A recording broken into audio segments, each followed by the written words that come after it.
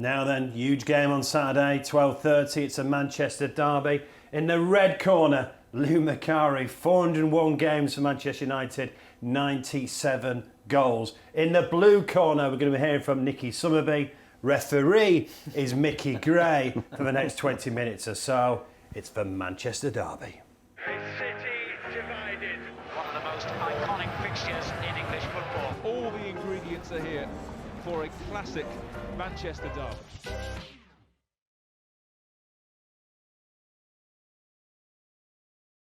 Let's hope it is a classic Manchester derby. Lou, I hate to start here, but last time you remember was before Liverpool. Yeah. Have you cheered up yet? I've had to cheer up because nothing was going to change. The scoreline is the scoreline, completely outplayed on the day. What did worry me more than anything, Mark, was the way we conceded the goals. First couple of goals, defence were just like statues. I couldn't see what was a problem to them. They just didn't tackle anybody. They weren't in the right positions, and it was obvious after the first couple of goals things were going to get worse. There was nothing to show that things were going to get better. But Ollie's still there. I always thought he'd be given his opportunity to turn things around. He's been in charge against a Spurs side that was awful, but you've still got to beat them. Went to Italy, Atalanta, nearly came a cropper there. But you know, if there is a game where you can get a lot of supporters back on your side, it's the Manchester derby. Win the Manchester derby, you'll get a few more on your side, and then gradually over a period of time, if you win enough games, people will accept you. You were at the Etihad last night. Where is City at?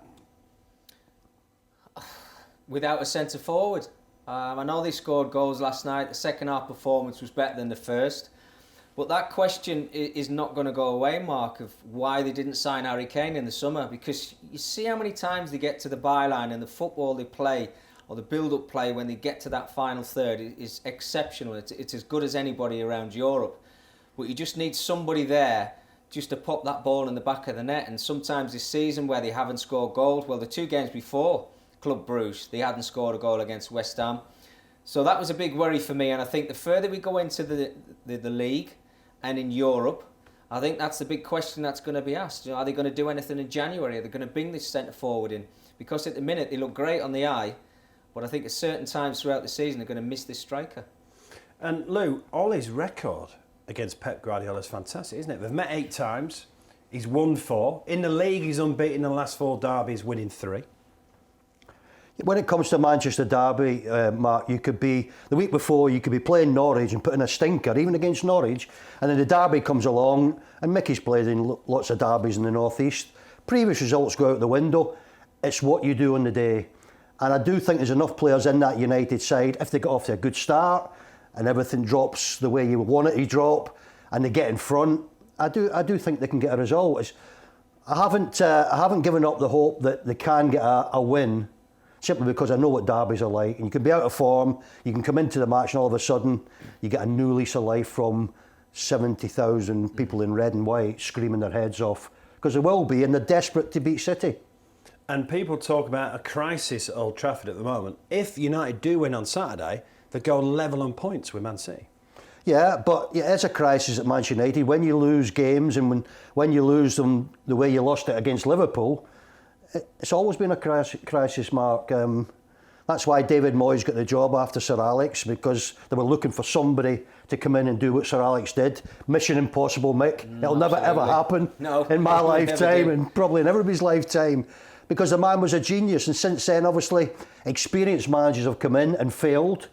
So I don't know why they expected Ollie to all of a sudden just come in and do what Sir Alex had done during his time at Man United. People say give him a bit of time. Is that the answer? Until you do give him a bit of time, which I do believe they will do. I believe they'll be patient with him. Let's see if he can turn it around. If he can turn it around, it'll be great. Everybody will be delighted. And if he can't, obviously there'll be another new manager coming in. Your view before the Liverpool game was, Ollie, go and show you the manager, go and be more vocal, and you want to see, you know, more, well, possible, is it aggression? I still want to see that, Mark, and I want to see it from his team. Nowadays, the teams make are all them on the bench. There's about 40 of them on the bench. And, you know, plenty of movement when you're winning 3 and 4-0 or whatever. But I didn't see plenty of movement when you were losing 4-0. I just think everybody's sitting there going, oh, let's stay out of this. So it's not just about Ollie, it's about the team that he's got around him. It's about, and it definitely is about the players. Without a doubt.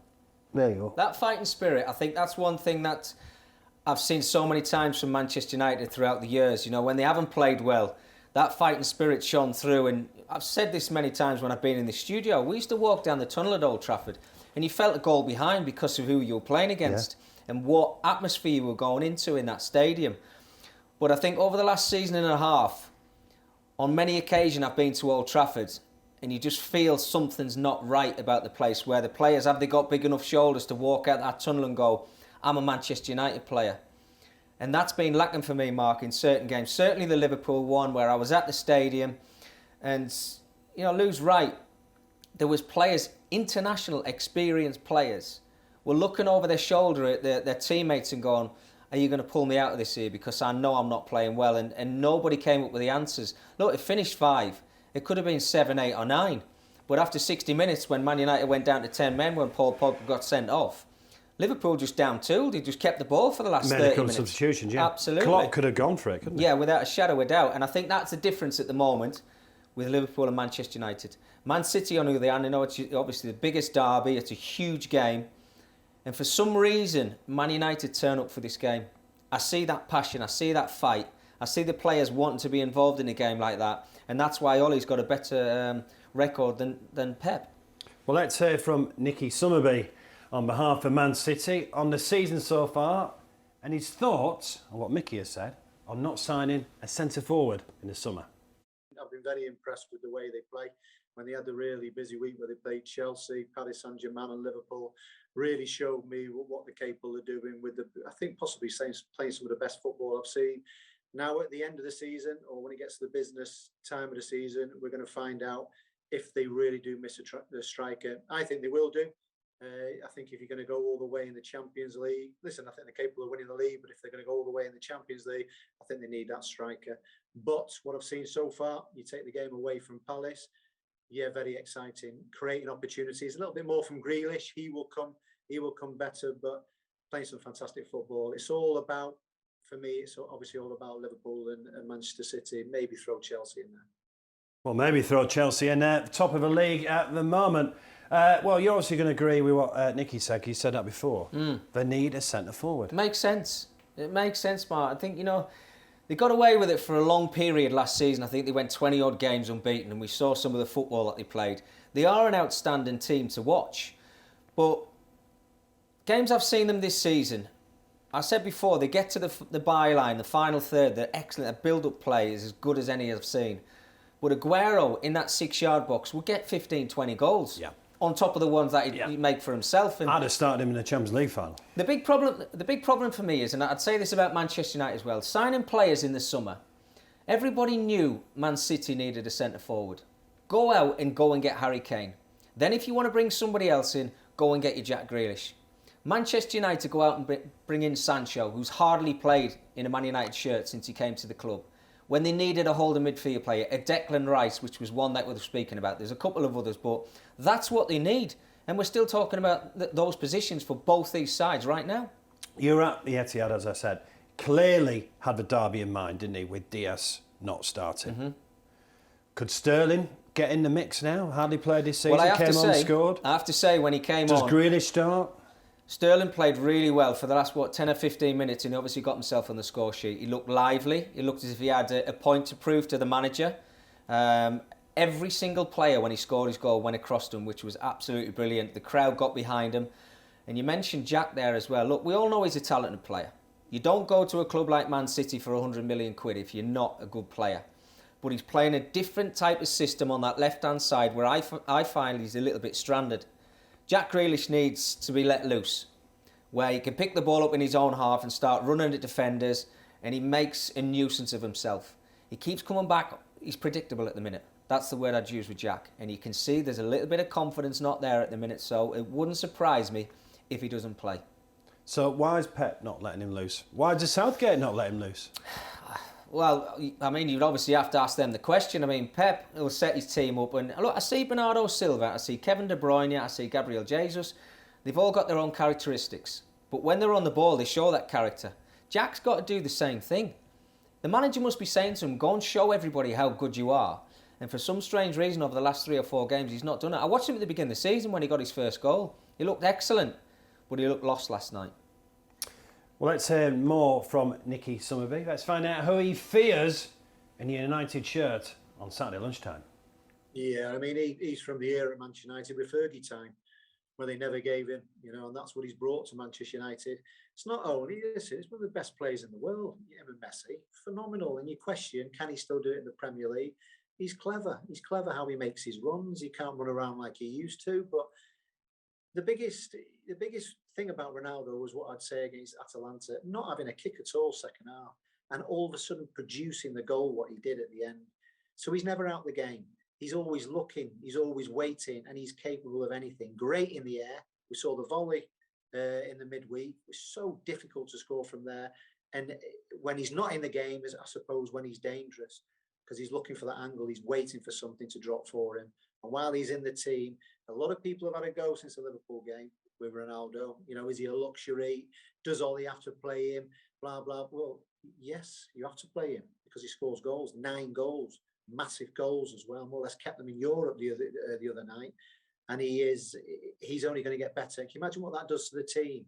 Having someone like that in your dressing room, someone that's had the career what he's had and still doing it now in the Premier League. He could be up there with the top goal scorer. I mean, it's phenomenal. I mean, obviously Salah and all that, but right up there.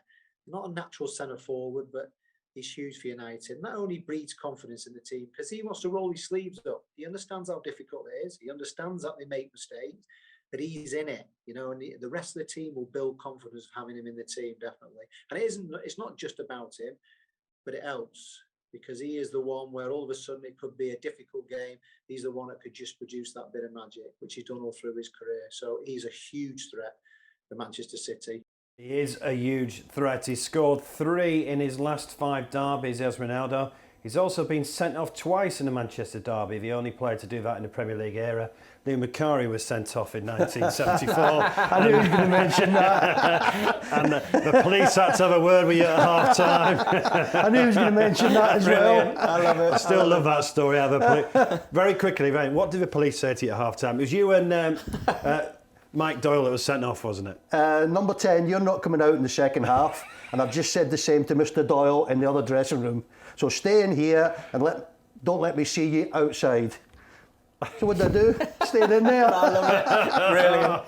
Brilliant. Fantastic. It was Clive Thomas Mick, let me talk you through it. You'll understand. Never mind him.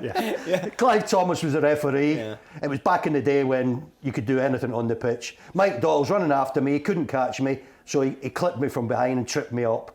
I fell on the ball, and as I fell on the ball, I turned round and I threw the ball up at his face. Hit him in the face, he tripped me up, I hit him in the face. Clive come over and goes, 2 of you, goodbye. So I was sent off and we were both obviously pleading with him because you could do a lot more than that back then, couldn't you? Yeah, So could. He decided that, and we wouldn't leave the pitch, me and Mike Doyle, so we stopped the game, called the police on, and police sort of ushered us off and went into his dressing room. He came in, the referee, and with the police and said what I've just said. And it was the most dramatic thing in the game. It wasn't a very good game. I love it. Brilliant. I'm sorry, I still love that story. Sorry to bring it up, Lou. Right, Ronaldo, 9 goals in 11, 139 goals in the Champions League now. He has just been sensational. He's been I've read a lot of rubbish as well about him. He's been brilliant, Mark, and I was gobsmacked. And after the Liverpool game, his name was mentioned, contributing to the defeat. We had a terrible defence on the day. First couple of goals especially, they were just like statues, let the Liverpool team walk through them. And then probably the 4th goal as well, and maybe even the 5th. So it was one of those games where that part of your team were awful. And then people are concentrating on Ronaldo and somebody else and whatever. Ronaldo is what he is. He's a match winner. There's not many of them in the world. I described him, Mick, as a world-class footballer, and I don't think there's many of those in the world either nowadays. So I put him up there, and yeah, all right, some games he's been a little bit absent at times, But if you're looking for him to turn the game for you like he did at Spurs, Mark, that was so difficult. What he did at Spurs, when that ball floated over the defender's head, and he's got a fraction of a second to make up his mind what he does, whether he stoops down and tries to header it, whether he volleys it. It was the sign of not an average striker, and it was a sign of a world-class footballer. 9 goals in 11. Got them in front, got us in front, never looked like winning. He's a big-time player. Yeah. 4 goals on the bounce in the Champions League. Mark, Look, they'd be out of the Champions League now, wouldn't they? Yeah. Oh, without a doubt. I mean, you look at the goals that he scored, after 90 minutes. And everybody's saying he's 36 years old, he can't keep going. But he's the big-time player, he's the one who wants his name in lights, and he does it every single week. And you pick out one performance, as you just mentioned there, Lou, that Liverpool performance. If he's not getting the service from behind him, then he is a static player. Anybody would have been a static player in that Manchester United 11 that day. And that's a big worry for me. Like, if you're moving forward, and you look at Manchester United's team and you bring in somebody like Ronaldo, if you're a manager and your coaches, what do you say? Play to his strengths. Yeah. He's not going to run around. You ask Gary Neville when he was at Man United first time if he liked defending. He never used to do it then, so they're not expecting him to do it now. But if you want someone to go on that football field and win you a match, the first player you look for is Cristiano Ronaldo. Let's just talk defence, Lou. You mentioned it. I mean, it was awful, really awful at times against Liverpool. How big a blow is no Varane? Because he seemed to bring some composure on Saturday against Spurs. Yeah, he did, Mark, and before that he seemed to bring a little bit of composure to the other games as well. Whether that is a fact with him in the team, I think we need to see it a bit more. We need to see him in the team a bit more to actually come to that conclusion. It shouldn't be that, though. This is Manchester United. This is a team that has spent the money on Harry Maguire. They've got loads of other centre-halves there. And together, because not conceding is down to a team effort most weeks, not just the people at the back. Together, you expect them to defend, well, I do, a lot better than they did against Liverpool. It was awful. It was just, I was in a state of shock after we went 2-0 down, because I'd looked and I'd seen that Liverpool didn't really have to do a great deal to get those 2 goals. They need to be better, obviously, on Saturday, because City are equally as dangerous to carve you open as Liverpool would be. Probably more dangerous. Mickey just mentioned where they're falling down at the moment, which is a centre forward. But going back to Jack Grealish, I would have signed him at the summer if I was Manchester United. I like Jack Grealish. Yeah. He brings something different. I followed him ever since he was a kid. I saw him at 18 years of age playing in a tournament in Italy, playing for the Republic of Ireland, because he was in that squad. He looked a talent then. He looked different because he looked flamboyant. Maybe that's where he's fallen down. He's not been in the limelight as much at Villa as he's going to be at Man City. And maybe that's just taking the edge off him a minute. But, as you say, Mickey, once the message gets through to him, I wouldn't like to see him keep picking the ball up on Saturday, Mark, if he is playing, and running at our defence. Because I think something just could happen even with an out-of-form Jack Grealish. Very quickly, Maguire's not playing his best at the moment. No. I think he would admit that. And if he's not playing... Is it Bailly with him on Saturday? Because Lindelof might have a knock as well. Yeah, it's got to be, because, Bailly didn't do anything wrong in Atalanta. Played well. Played all right. So that's where it'll be. Yeah. And maybe just somebody like Bailly can just frighten a few players. But Maguire should be able to do that, Mark. He should be that rock of your defence where people look at him and think, oh, I'm not going near him. But he hasn't been. He's been a bit the other way. He's been a bit easy to take on. He's been a bit easy to beat. And another reason why, obviously, we've lost the games that we've lost. And do you play Cavani with Ronaldo up front? Oh, he will play Cavani. Yeah, I think he's stopped chopping and changing. He'll have seen what Cavani and Ronaldo did. They got a goal each in a game against Spurs. Looked as if they were okay together, and they are. Although they're older than most of the other players, they are 2 top-class strikers. Well, let's find out what Nicky Summerby thinks of how Pep will set up this weekend. Well, Bernardo Silva for me is a must. He has taken over David Silva, the way he keeps the ball. Obviously, Foden, can't speak highly enough of Foden. To watch him play is a joy, because it looks so easy for him. His first touch, wherever he is, his awareness around him is fantastic. And you need a performance like we had at Liverpool. It was a brilliant performance from him. Grealish, we're going to get more from him. At the moment, I want him to be a little bit more explosive when the ball comes to him. You know, he's holding the ball with his right foot and he's laying it back a lot. I want him to try and get on the outside. I want that bit of trickery. We know about his passing. We know about him keeping the ball, but just that little bit. Can he get in behind? Can he get on the outside to go inside sometime? I think Sterling won't be far away as well. Jesus is a must for me because of his work rate. People have a go at him. They say, well, hang on a minute, he doesn't score a lot of goals. But he's all part of the team where they work. You need grafters in the team, you know, and he is one of that. And when the game goes on, you can obviously put him through the middle as well. Obviously, as I said before, at the back there's no Laporte, so obviously it's going to be Diaz and Stones. Then Cancelo, big fan of his. I think he's the way he's going forward. Great defender, but it was fantastic against Salah with Liverpool. But just that one instance, that's the quality of Salah. But I really do like him as well. And Walker, with the pace of Manchester United, you need players that if there's any danger, with the pace, they can rescue it, and that's what Walker does. One of the best. I put him above Trent. Me at the moment, I just do. I think for consistency over the 2 seasons. And I thought playing for England as well in the summer, I thought he was fantastic, and he's a must as well at right back. That's a big call. Liverpool fans will disagree with Nicky Summerby there, but certainly Kyle Walker has been playing superb the last few months. Outstanding. I think Kyle's learned over the years that we all know how good he can be in the final third or in the opposition's half with the pace that he's got, but he's also, with age, I think, said to himself, if I find myself out of position, I know I've got the pace to get back into position, whereas I think over the years gone by when he was a little bit younger, he was a little bit rash in the tackle. He would make a tackle when he didn't need to make it.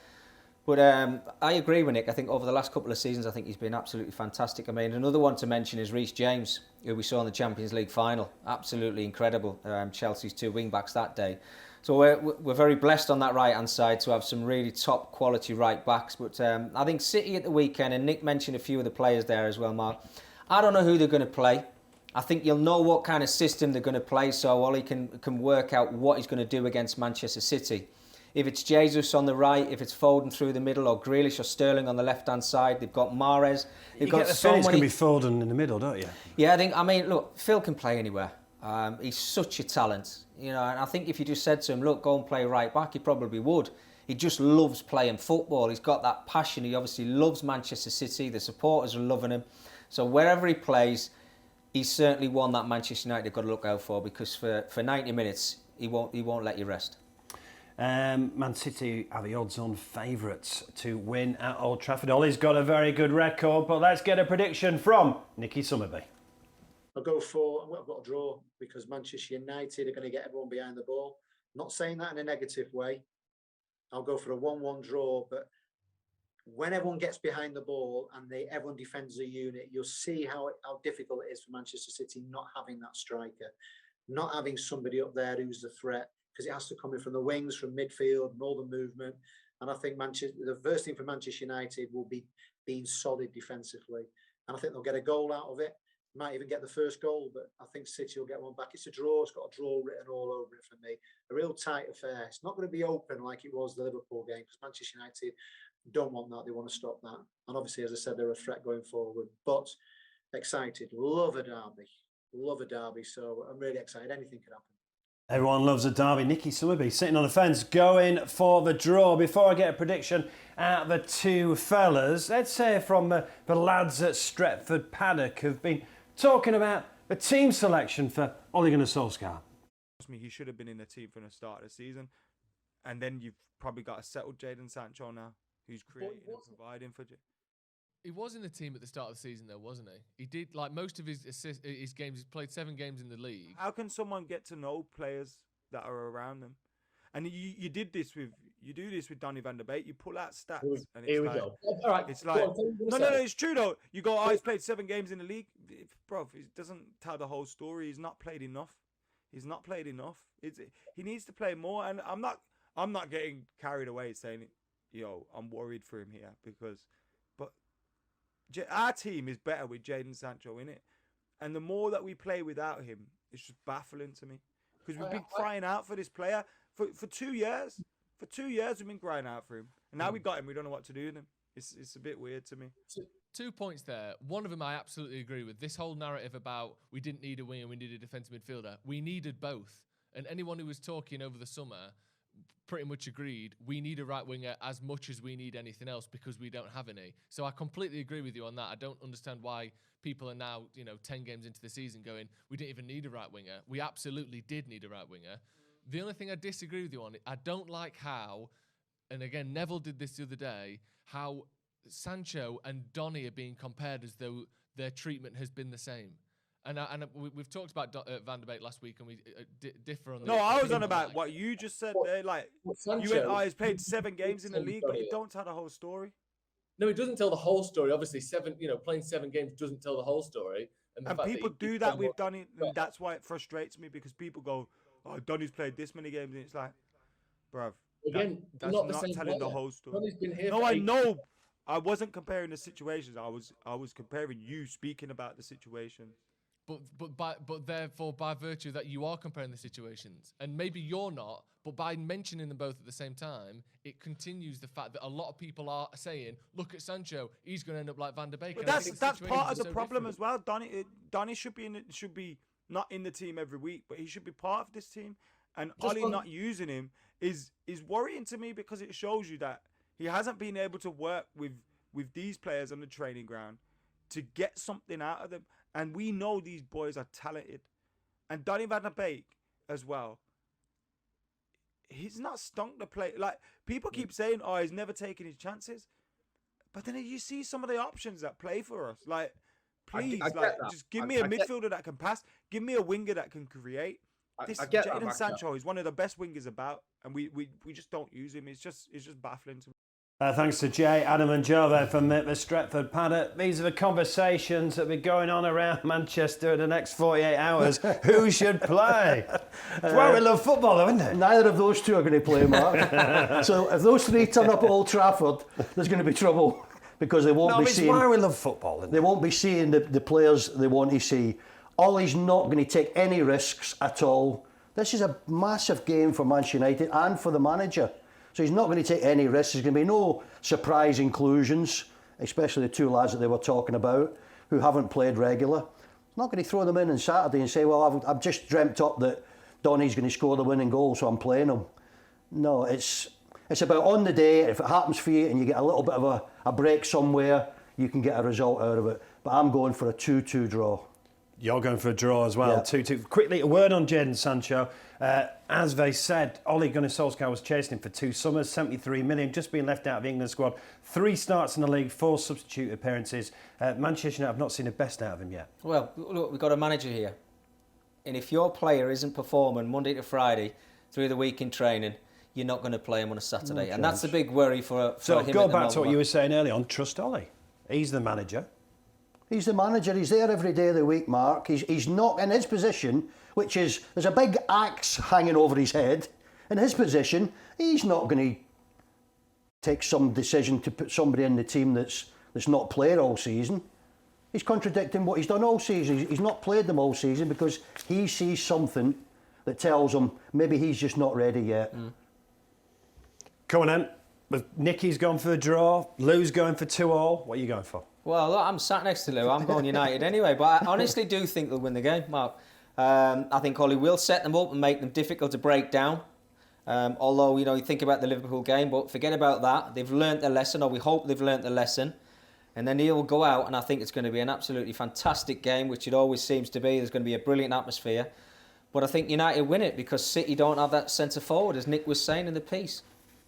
Really sorry to supporters of the other teams. We're running out of time. Just very quickly, we have got Friday night football, of course. Southampton, Villa. Villa have lost the last 4. Need something quick. Struggling. I think you look at the manager as well. He's probably feeling the pressure. I think the players are. So I'm going with the home team, Southampton. 5 weeks ago, Old Trafford, they were brilliant. Yeah. 6 weeks ago, whatever it was. Yeah. And I'm coming away thinking that's a good Villa side. There's an inconsistency in the game now where 1 week a team's brilliant. For the next 2 or 3 weeks, they're awful. Brentford, Norwich, a 3 o'clock kickoff. Chelsea, Burnley, top of the table. Chelsea, Palace, Wolverhampton Wanderers. Palace got that great win at Man City. 5:30. Brighton and Hove Albion versus Newcastle. Eddie Howe, 4-11 to take the Newcastle job. You know about the North East. Is he the man? Well, it was Unai Emery, Mark, wasn't it? But he's obviously turned around and said he doesn't want to. But I think it'd be a nice fit, Eddie Howe. I think, it's a similar scenario to Man United with Fergie and David Moyes. Whoever takes over now is going to build the team at Newcastle. I don't think that the next manager is going to be the one who's going to bring the success for them. So, yeah, why not, Eddie? And 2 o'clock Sunday, it is Tottenham are in action away at Goodison Park. No wins in 4 for Everton. Of course, Conte is now in charge. Won the title with Chelsea in 2017. Won the title with Inter last year after 11-year wait. Won 3 consecutive titles with Juve. Spurs have lost 5 out of the last 7. Can Conte turn around Spurs? If he wins the dressing room, Mark, yes he can. If the dressing room don't like him, Mick, would you agree? Yeah. Is that Harry Kane? 100%. If he wins round Harry Kane? Well, he's got to try and keep Harry Kane. I think he can't wait for January to come. Arsenal, Watford, Leeds, Leicester, and finally the 4:30, West Ham versus Liverpool. What a job David Moyes is doing. Unbelievable. To go back again, Mark, and have the confidence to go back to start with, I thought was incredible. And then to do what he did before, but even better, and get the results that he's got. Last year, he brought in Jesse Lingard. That was a stroke of genius. Last year, I think West Ham towards the end of the season were the best team in the country. I thought maybe this year they would go off the boil a little bit, but they haven't done. So there we are. It's a 4:30 kickoff on Sunday. But we've been dominated by the 12:30 kickoff on Saturday, which is Manchester United versus Man City. Mickey is going for a Man United win. Lou is going for the draw. Now, we spoke up 1974 and the sending off. I still love that story. But what does it mean to play in a Manchester derby? Back then, Mark, it was everything.